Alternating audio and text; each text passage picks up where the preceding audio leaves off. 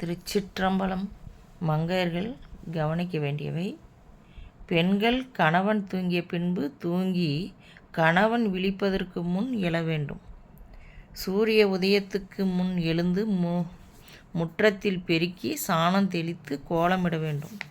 கோலமிடுவதற்கு மஞ்சள் கலந்த அரிசி மாவு, பச்சிலை பொடி, குங்குமம் கலந்து அரிசி மாவுற்றால் கோலமிட வேண்டும்.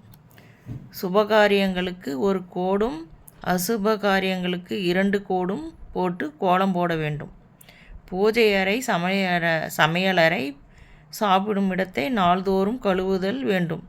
அமாவாசை, பௌர்ணமி, கார்த்திகை மாத பிறப்பு, வெள்ளிக்கிழமை, விசேஷ தினங்களில் வீடு முழுவதும் கழுவ வேண்டும்.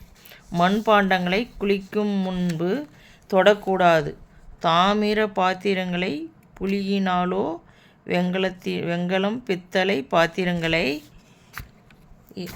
பாத்திரங்களும் ஈய பாத்திரங்களை சாணத்தாலும், எவர் சில்வர் பீங்கான் பாத்திரத்தை அரப்பு பொடியினாலும் சுத்தப்படுத்த வேண்டும்.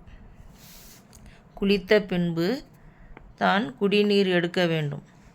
தண்ணீர் குடத்தை இடுப்பில் வைத்து கொண்டு வர வேண்டும். தோளிலும் தலையிலும் சுமக்கக்கூடாது.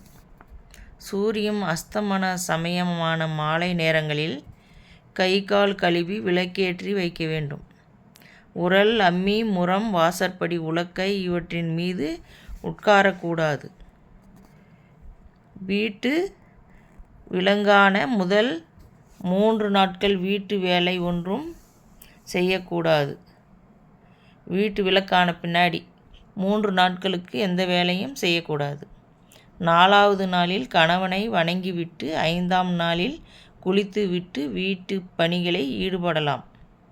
அன்று கணவனோடு நல்லதே பேசுவோம். பசு, தேர், நெய்க்குடம், அரசமரம், வில்வமரம், அரசுடன் சேர்ந்து வேம்பு இவைகளை எதிரில் குறுக்கிட்டால் வலம்புறம் சுற்றி செல்ல வேண்டும். குடும்பஸ்தன் ஒரு வஸ்திரத்துடன் உணவு உட்கொள்ளக்கூடாது. ஒரு கையை தரையில் ஊன்றிக்கொண்டு சாப்பிடக்கூடாது. துணி இல்லாமல் குளிக்கக்கூடாது. சூரியனுக்கு எதிரில் மலம் ஜலம் கழிக்கக்கூடாது. கன்று குட்டியின் கயிற்றை தாண்டக்கூடாது. மழை பெய்யும் போது ஓடக்கூடாது. தண்ணீரில் தன் உருவத்தை பார்க்கக்கூடாது. நெருப்பை வாயால் ஊதக்கூடாது. பெண்கள் எதிர்பாராத விதத்திலோ தவறு என்று தெரியாமலோ கற்பை இழந்துவிட்டாலோ புண்ணிய நதியில் 18 முறை மூழ்கி குளித்தால் தோஷம் நீங்கும். குழந்தை இல்லாதவர்கள், பெண் குழந்தைகளை மட்டும் பெற்றவன், திருமணம் ஆகாமலேயே பெண்ணுடன் வாழ்பவன், மனைவியை இழந்தவன் இவர்களை சுபகாரியங்களில் முற்றும் தொடக்கூடாது. சாப்பிடும்போது தவிர மற்ற இடது கையால் தண்ணீர் அருந்தக்கூடாது. பெண்கள் ஆண்களுடன் அருகருகே அமர்ந்து உண்ணக்கூடாது. கணவன் சாப்பிட்ட பின்பே மனைவி சாப்பிட வேண்டும். திருமணத்திலும் பந்தியிலும் பிரயாணத்திலும் சேர்ந்து சாப்பிடலாம். சாப்பிட்டவுடன்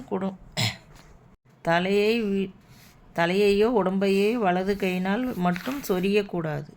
2 கைகளால் சொரியக்கூடாது.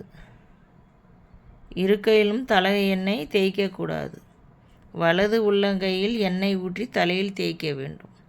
தலைவாசலுக்கு நேரே கட்டில் போட்டு தரையிலோ படுக்கக்கூடாது.